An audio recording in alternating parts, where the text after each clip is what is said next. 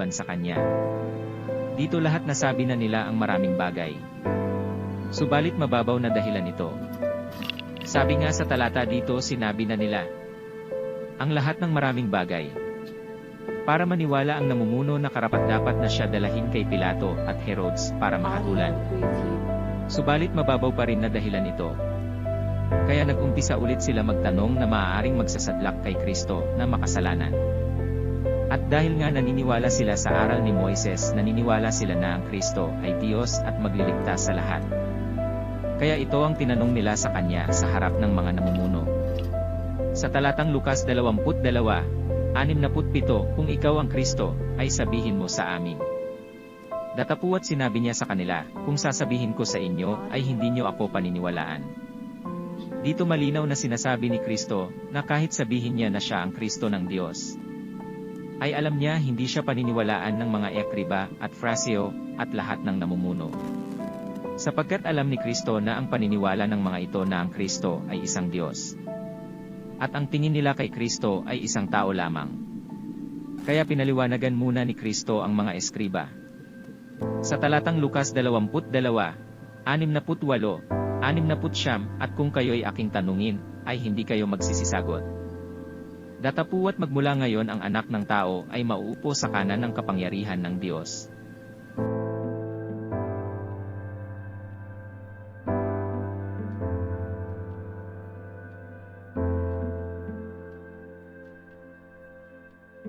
Ni Kristo na siya ang anak ng Diyos.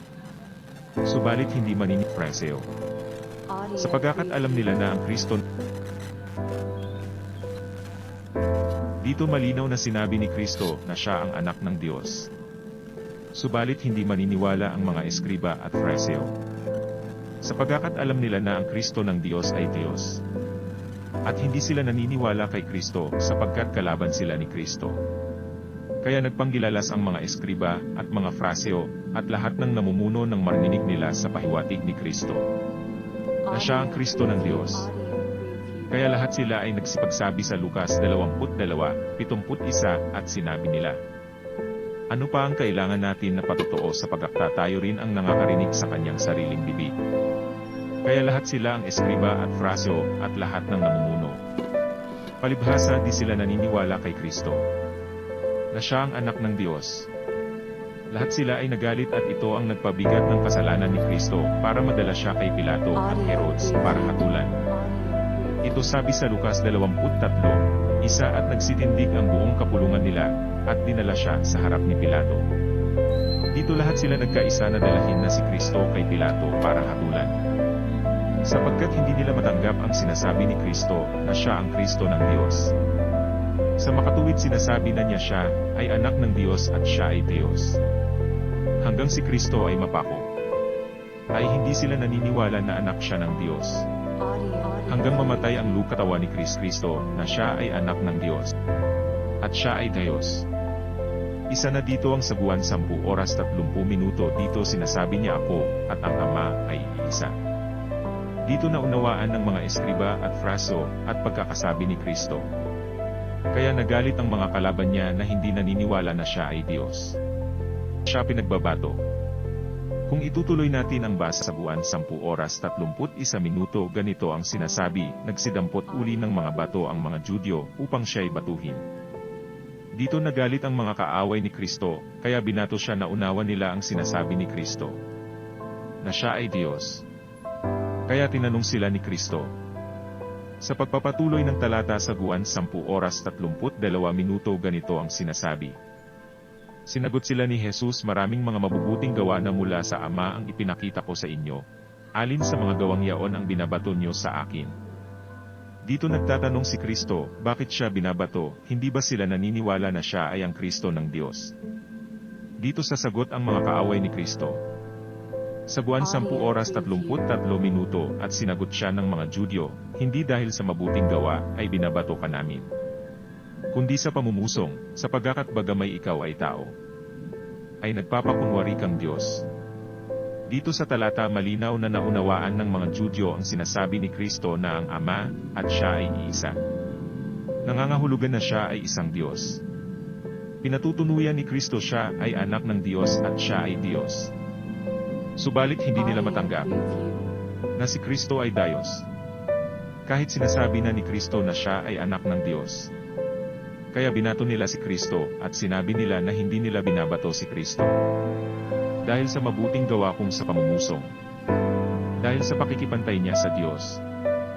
Dahil sa paniniwala nila na si Kristo ay tao lamang. Kaya nagalit sila kay Kristo sa sinabi niya na siya at ang Ama ay iisa. Sapagkat pinapatunayan ni Kristo na siya'y Diyos din at anak siya ng Ama. Subalit ayaw maniwala na talata sa Biblia ang nagpapatunay na si Kristo ay Diyos. Isa mga ito ay ang 1 Juan 1. 1 Juan 2 oras 31 minuto, Juan 20 oras 28 minuto, Lucas 24, 51 tandang bawas 52, at ang pinakamagandang talata na nagpapatunay na si Kristo ay anak ng Diyos at si ay Diyos. Ay ang talatang Juan 17, 5 at ngayon, Ama, luwalhatiin mo ako sa iyo rin ang kaluwalhatiang aking namo sa iyo, bago ang sanlibutan naging gayon.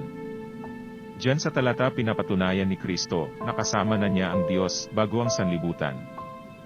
Isang patunay na si Kristo ay Diyos at anak ng Diyos. Ang tanong natin, bakit naipako si Kristo? Para tubusin ang kasalanan natin. At dahil sa kaaway ni Kristo, na hindi naniniwala na siya ay Diyos. Na si Kristo ay anak ng Diyos. Nakakatakot ano mga kasapi. Noong panahon ni Kristo, kahit sinasabi na nga niya na siya ang Kristo, ay hindi sila naniniwala. Bagkus nilabanan pa nila. Kayo mga kasapi, lalaban ka ba sa sinasabi ni Kristo kung ikaw ang nasa panahon niya? O iisipin niyo rin ba na hindi siya anak ng Diyos? Sa panahon kaya natin may lalaban kaya kay Kristo? O mayroon kaya na ang paniniwala na si Kristo ay hindi Diyos? Kayo na ang bahala mga maghanap mga kasapi. Isang paalala. Ito ay kinontent ko lamang at ayon sa nababasa sa Biblia at kasaysayan. Wala po ako layunin manira o makapanakit ng damdamin ng paniniwala ng mga tao patungkol sa kanilang pananampalataya. Hindi rin pinapanigan ang ibang pananampalataya.